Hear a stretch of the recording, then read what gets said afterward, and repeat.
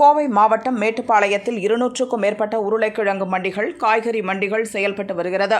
இந்த மண்டிகளின் மூலம் நேரடியாக மற்றும் மறைமுகமாக என சுமார் 5000த்திற்கும் மேற்பட்ட தொழிலாளர் ஈடுபடுகின்றனர். மண்டிகளில் வரும் காய்கறிகள், கிழங்குகளுக்கு கோணி சாக்கு முக்கியமானது. ஆனால் தற்போது சத்தமே இல்லாமல் நலிவடைந்து வரும் கோணி சாக்கு தொழிலால் அதனை நம்பியுள்ள தொழிலாளர்கள் கலக்கமடைந்துள்ளனர். இந்த தொழில் நலிவடைந்து வருவதற்கு காரணம் என்ன? தொழிலாளர்கள் இந்த தொழிலில் இருந்து ஏன் வெளியேறுகிறார்கள்? இந்த தொழில் மேம்படுவதற்கு என்ன செய்ய வேண்டும் என்பதை வாங்க பார்க்கலாம்.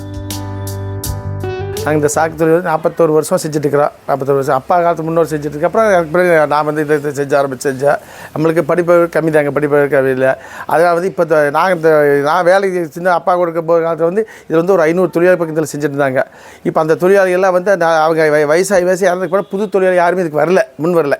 நான் ஒரு 20 வருஷமாக வேலை செஞ்சிட்ருக்கேங்க. டெய்லி 700 சம்பளம். ஏதோ வேலை பார்க்குறேன், ஆனால் வருமானம் இல்லை. கொஞ்சம் பற்றாக்குறை. என்ன பண்ணுறது? கொஞ்சம் இதுக்கு முயற்சி பண்ணிங்கன்னா பரவாயில்ல. 55 வருஷமாக இந்த தொழில் செஞ்சிட்ருக்கேன். முதல்லலாம் பிளாஸ்டிக் வராமல் இருந்துச்சு. இப்போ பிளாஸ்டிக் இந்த தொழிலெலாம் நலிஞ்சு போச்சு. எந்த தொழிலே லாய்க்கெல்லாம் போச்சு. வெளியூரில் இருக்கிறவங்கெல்லாம் எங்கெங்கே வேலை கிடைக்குன்னு அலைகிறாங்க. அப்புறம் அரிசி பைக்கும் பிளாஸ்டிக் வந்துருச்சு. அரிசிக்கு சாக்கு போடுறது கிடையாது. போய் இந்த கிழங்கு ஒன்று தான் ஓடிட்டுருக்குது. கிழங்குனால தான் இந்த ஊரில் பொழைச்சிட்ருக்குறோம். இல்லைன்னா அதுவும் வழி இல்லை. அதனால் பிளாஸ்டிக்கெல்லாம் கொஞ்சம் தடை செஞ்சு சாக்கு தொழில் சாக்காக போடுறதுக்கு வழி பண்ணணுங்க. காய்கறியும் பிளாஸ்டிக்கில் வருது. அதனால் பிளாஸ்டிக்கில் வர்றதுனால வெந்து கெட்டு போகுது. பொருளே கெட்டு போகுது. சாக்கில் போட்டால் பொருள் கெடாது. இது கிழங்கு பரண்டு, கேரட்டு, கோசு, முள்ளங்கி எல்லாத்துக்கும் பயன்படுறது தான் சாக்கு தாங்க. எதுக்குன்னு சாக்கு. இந்த பிளாஸ்டிக் வந்ததுலேருந்து ஒரு சில மாவட்டம் இதெல்லாம் கோசு, கிழங்கு இப்போ வருதுங்க பிளாஸ்டிக்கில். எல்லாமே இப்படி பிளாஸ்டிக் கலந்ததுனால இது கொஞ்சம் நழுவிட்டு இருக்குது. இதுக்கெல்லாம் ஆகணும் ஒரே வழி பிளாஸ்டிக் ஒழிக்கணும். இது வரைக்கும் இப்போ லோன் வாங்கணும்னா பேங்க்கு போனோம்னா அந்த லோனுக்கு கூட அந்த உதயம் ரெஜிஸ்ட்ரேஷன் சர்டிஃபிகேட் கேட்பாங்க. அந்த ரெஜிஸ்ட்ரேஷன் சர்டிஃபிகேட் அப்ளை பண்ணுறதுக்கு போனோம்னா அதில் சாக்கு தொழிலுங்கிற ஒரு ஆப்ஷன் கூட கிடையாது. இந்த தொழிலுக்கு பொறுத்த முடியும் ஒரு லோன் வாங்க முடியாது. இப்போ வேறு ஏதாச்சும் கம்பெனி இருந்துச்சுன்னா அந்த கம்பெனியில் சேஃப்டி பர்பஸ்க்காக ஏதாச்சும் வச்சுருப்பாங்க. அந்த ஃபயர் இதெல்லாம் வச்சுருப்பாங்க. அந்த மாதிரி கூட இதெல்லாம் எதுவுமே கிடையாது. இங்கே யாரும் அதை வழிமுறைப்படுத்துறதுக்கு கூட ஆள் கிடையாது. இது வரைக்கும் யாரும் இதெல்லாம் சொன்னது கிடையாது. அதுக்கு பிறகு நாங்கள் பல சங்கங்கள் ஆரம்பித்தோம். அண்ணா டிஎம்கே சங்கம் ஆரம்பித்தோம், ஏடிஎம்கே டிஎம்கே சங்கம் ஆரம்பித்தோம், எல்லாம் பண்ணாங்க.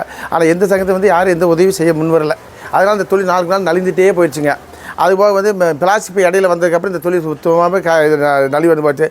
நாங்கள் முழுக்க நம்பி விவசாயத்தை நம்பி தான் தொழில் இருக்குதுங்க. வேறு எதுவுமே இல்லை, விவசாயம் தான். ஒரு வருஷம் மழை இல்லைன்னா அந்த தொழிலுக்கு வேலை வாய்ப்பு இருக்காமல் போயிரு, தொழில் நலிந்து போயிரு, தொழில் நிர்வாகம் பண்ண முடியாமல் போயிரு, சம்பளம் கொடுக்க முடியாமல் போகிற சூழ்நிலை தொழில் முடங்கும். திருப்பி அந்த விவசாயம் ஏதாவது வந்ததுன்னா மறுபடியும் திருப்பி உற்பத்தி ஆகும். பிட்டங்க காலாவதி வண்டி போயிட்டு இருக்குங்க. 41 வருஷம் இந்த தொழில் ஆரம்பித்து 4 நாள் நலிந்து இப்போ வட மாநில தொழிலாளர் நம்பி தான் இந்த தொழில் செய்ய வேண்டிய சூழ்நிலை வந்துருச்சுங்க. ஒரு காலத்தில் இதே ஊர்லேங்க ஒரு கடைக்கு 40 பேர் இருப்பாங்க. இன்றைக்கி ஒரு கடைக்கு 20 பேர் 10 பேர். இப்போ உள்ளூர் தொழிலாளின்னு எடுத்துட்டிங்கன்னா ஒரு 15 பேர் தான் இருப்பாங்க. முதல்ல கூட்டம் போட்டோம்னா 200 டிக்கெட் சேருங்க. இன்றைக்கி யாருமே இல்லை. மொத்தத்தில் எடுத்திங்கன்னா ஒரு 20 பேர் தான் இருப்போம். பழைய ஆளுகள் 400 ஆள், இன்னும் 2-3 பேர் இருக்கோம். எல்லாம் புது பசங்க தான். இப்போ நாங்கள் சேர்ந்தப்பெல்லாம் தமிழ்காரராக தான் இருந்தோம். எல்லாம் தமிழ்காரர் தான் வேலை பார்த்தாங்க. இப்போ இந்த நோயெல்லாம் வர்றதுனால தமிழ்காரர் ஒதுங்குறாங்க. இப்போ இந்த அஸ்ஸாம், பீகார் இதுதாங்க நம்ம கடையில் 10-20 பேர் 25 பேர் இருக்கிறாங்க. அதுக்கு நான் ஒருத்தர் இந்த ஏரியாவில் தமிழ், அந்த ஏரியாவில் 2-3 பேர் தமிழ். அதை வச்சு வேலை வாங்கிட்டு இருக்கிறோம். தமிழ்நாட்டில் தொழிலாளி உதாரணத்துக்கு யார் புதுசாக யாரும் இந்த தொழிலுக்கு வரதில்லைங்க. ஏன்னா ஆஸ்மா, அலர்ஜி, டிபி எல்லாம் நோய்கள் வர்றதுனால அலர்ஜி டெஸ்ட் இருக்கிறனால யாரும் வரல. கவர்மெண்ட் இதுக்கு ஆவணங்கள் யாரும் நடவடிக்கை எடுக்கிறதில்ல. இதை முன்கூட்ட ஒரு சாக்கு தொழில் ஒன்று இருக்குதாங்கிறதே கவர்மெண்ட் யாருக்குமே தெரியாமல் போச்சுங்க. அது இந்த தொழிலை நம்பி நிறையா குடும்பங்கள் வாழ்ந்துட்டு இருக்காங்க. இதேவே தொழிலாக நினச்சி வாழ்ந்துட்டு இருக்காங்க. அவங்களுக்கு வேறு எந்த தொழிலும் தெரியாதனால இந்த தொழில் பழகினவங்க இந்த தொழிலை நம்பி இருக்காங்க. அவங்களுக்காக ஒரு நலவாரியம் ஆரம்பித்து அவங்களுக்காக அவங்க குழந்தைகள் படிப்பு உதவி செஞ்சு அவங்களுக்காக மருத்துவ உதவி செஞ்சு கொடுக்கணும்னு கேட்டுக்கொள்கிறோம். நாங்கள் பலமுறை எடுத்து அரசாங்கத்துக்கு சொல்லி யாருமே அதை பற்றி பெருசாக எடுத்துக்கல. ஆனால் அதிகமாக டேக்ஸ் கட்டக்கூடிய இந்த சாக்கு தொழில் தான். கடைசி வரைக்கும் இந்த சாக்கு போய் தான் டேக்ஸ் கட்டிட்டு இருக்குது கவர்மெண்ட்டுக்கு.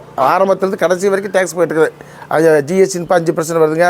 பிளாஸ்டிக் 18% டேக்ஸ் கட்டிட்டு இருக்கிறோம். இப்போ பிளாஸ்டிக் இடையில உள்ள அதிகமாக உணவுப் பொருளுக்கு வந்ததுக்கப்புறம் உணவுப் பொருள் கெட்டு போகுதுங்க, தரம் கெட்டு போது வேலை வாய்ப்பும் இழந்து போச்சுங்க. எல்லாத்துக்கும் எங்களுக்கு வேலை வாய்ப்பு இழந்து போச்சு. அதனால் அரசாங்கம் நல்ல ஒரு முடிவு எடுத்து நாங்கள் இப்போ சாக்கு போய் கவர்மெண்ட் ஆன்லைன் டெண்டர் நடக்குதுங்க. அந்த ஆன்லைன் டெண்டர் தான் நாங்கள் எடுக்கிறோம். 19 ரூபா டு 21 ரூபா வரைக்கும் பை எடுக்கிறோம். அது விற்கிறது போட்டியாக இருக்குது. 21 ரூபாய்க்கு எங்களுக்கே காம்படிஷன் போச்சு போட்டியாக இருக்குதுங்க. ஆன்லைன் டெண்டரில் போட்டியாக இருக்குதுங்க. அதனால் வந்து போதுமான எங்களுக்கு அரசாங்கம் வந்து நல்ல ஒரு முயற்சி பண்ணி கொடுத்து சாக்கு பையில் அதிகமாக இறக்கி தானியத்துக்கு விவசாயத்துக்கு பிளாஸ்டிக் பை ஒழிச்சு இதை அதிகமாக கொள்முதல் பண்ணி இறக்கி கொடுத்தால் தொழில் நல்லபடியாக இருக்கும். விவசாயம் நல்லா இருக்கும், செழிப்பாக இருக்குங்க.